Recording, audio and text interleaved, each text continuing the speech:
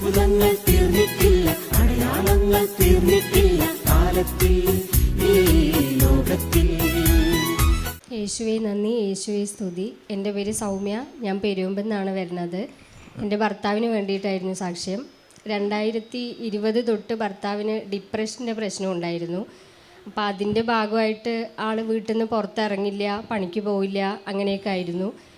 ഞാൻ ഇവിടെ വന്ന് കുറേ ഡോക്ടർമാരെ കാണിച്ചു, ഒരു ഭേദം ഉണ്ടായിരുന്നില്ല. ഞാൻ 2023 ഓഗസ്റ്റ് 3-ാമത്തെ ഞായറാഴ്ച ഇവിടെ വന്ന് പ്രാർത്ഥിച്ചു. അച്ഛൻ്റെ അടുത്ത് കാര്യങ്ങൾ പറഞ്ഞപ്പോൾ അച്ഛൻ പറഞ്ഞു ഭർത്താവ് ഇങ്ങോട്ട് വരുമോ ചോദിച്ചു. വരാൻ കുറച്ച് മടിയുണ്ട് പറഞ്ഞപ്പോൾ 12 തവണ വിശ്വാസ പ്രമാണം ചൊല്ലാൻ പറഞ്ഞു. 12 അപ്പസ്തോലന്മാരെ ഓർത്തിട്ട് ഓരോ ദിവസവും 12 വിശ്വാസ പ്രമാണം ചൊല്ലാൻ പറഞ്ഞു. 12 അപ്പസ്തോലന്മാരും കൂട്ടിക്കൊണ്ടുവരും, പേടിക്കണ്ട പറഞ്ഞു. അത് കഴിഞ്ഞ് പിറ്റത്തെ വെള്ളിയാഴ്ച ഞാൻ ജോലിക്ക് പോകാൻ നേരത്ത് ഭർത്താവ് എന്നോട് പറഞ്ഞു ജോലിക്ക് പോകണ്ട, നമുക്ക് പ്രാർത്ഥനയ്ക്ക് പോകാൻ പറഞ്ഞു. ഞാൻ ഭർത്താവിനെയും കൂട്ടിയിട്ട് വന്നു. കൗൺസിലിങ്ങിന് പേര് കൊടുത്തിട്ടുണ്ടായിരുന്നു. മേരി ജോ സിസ്റ്ററായിരുന്നു കൗൺസിലിംഗ് ചെയ്തിട്ടുണ്ടായിരുന്നത്.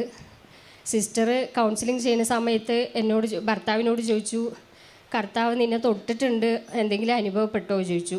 അപ്പോൾ ഭർത്താവ് പറഞ്ഞു ഒരു തരിപ്പ് അനുഭവപ്പെട്ടു പറഞ്ഞു. ഭർത്താവ് ഒരേ കരച്ചിലായിരുന്നു, അതുവരെ ഇല്ലാത്തൊരു അനുഭവമായിരുന്നു ഭർത്താവിന്.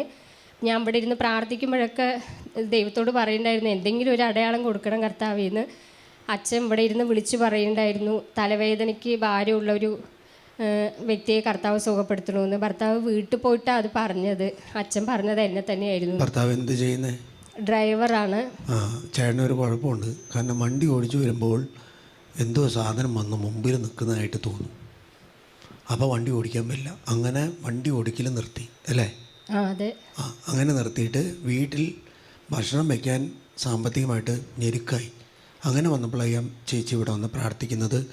ഇവിടെ വന്ന് പ്രാർത്ഥിച്ച് നമ്മൾ കൗൺസിലിംഗ് സിസ്റ്റർ ചെയ്തു. അതിനുശേഷം ഞങ്ങൾ ഇതിപ്പോൾ പുള്ളി പറയുക എന്തോ ഒരു സാധനം എൻ്റെ കണ്ണിൽ നിന്ന് അങ്ങെടുത്ത് മാറി അല്ലേ? അതിനുശേഷം ഡ്രൈവിങ്ങിന് പോയില്ലേ? പോയി. ഡ്രൈവിങ് ചെയ്യാൻ പറ്റില്ല. കാരണം ഡ്രൈവ് ചെയ്ത് പോകുമ്പോൾ എന്തോ ഒരു മേഖല, ഒരു തടസ്സം മുമ്പിൽ വന്ന് വണ്ടിയുടെ മുമ്പിൽ നിൽക്കുന്നു. എനിക്ക് റോഡ് കാണാൻ പറ്റില്ല. വലിയ അപ്പോൾ അതാണ് കർത്താവ് സ്പർശിച്ച് ശരീരത്തെ തൊട്ടപ്പോൾ എന്തായി, അത് വലിയൊരു അനുഭവം കർത്താവ് കൊടുത്തു. അച്ഛനോ സിസ്റ്റർ അല്ല ചെയ്യുന്നത്, കർത്താവാണ് ചെയ്യുന്നത്. നമ്മൾ സഹായിക്കുകയുള്ളൂ. ഡെലിവറൻസ് എല്ലാം ചെയ്യുന്നത് കർത്താവ് തന്നെയാണ്. അതിന് ശേഷം ഇപ്പോൾ എനിക്ക് തോന്നുന്നു എത്ര വർഷമായി? 2023 ഈ ചേച്ചി അന്വേഷിച്ചെടുക്കാറുന്നു. അല്ലേലിയ ചേട്ടൻ വണ്ടി ഓടിച്ചു എന്ന് അറിയാൻ വേണ്ടി അന്വേഷിച്ചെടുക്കാറുന്നു. 2023 2025 ജനുവരി മാസത്തിൽ വന്ന് സാക്ഷ്യപ്പെടുത്താം. ഇത്ര നാളത്തെ ഒരു കുഴപ്പമുണ്ടായില്ലല്ലോ? ഇല്ല, ഒരു കുഴപ്പമില്ല. അല്ലേലിയ പണിക്ക് പോകുന്നുണ്ട്, ഡ്രൈവർ തന്നെയാണ് എപ്പോഴും പോണത് പണി. നിങ്ങളുടെ വീട്ടിൽ ആരെങ്കിലും ആത്മീയ മേഖലയിൽ ഒരു മുൻതൂക്കമോ ഒരു താല്പര്യമില്ലാതെ മാറി നിൽക്കുന്നുണ്ടെങ്കിൽ അവർക്ക് വേണ്ടി 12 അപ്പസ്തോലന്മാരുടെ നാമത്തിൽ ഓർത്ത് പേര് പറഞ്ഞോ പേര് പറയാതെയോ 12 വിശ്വാസ പ്രമാണം എല്ലാ ദിവസവും ചൊല്ലിക്കഴിഞ്ഞാൽ 12ാമത്തെ ദിവസത്തിൻ്റെ ഉള്ളിൽ ആ വ്യക്തിയുടെ ജീവിതത്തിൽ മാറ്റങ്ങളുണ്ടാവും. ആ വ്യക്തി ആത്മീയ മേഖലയിലേക്ക് വരും. അതിന് അപ്പസ്തോലന്മാർക്ക് അതിന് പ്രത്യേക കൃപ, ഓരോ അപ്പസ്തോലന്മാർക്കും വ്യത്യസ്ത കൃപകളാണ് ദൈവമായ കർത്താവ് കൊടുത്തിരിക്കുന്നത്.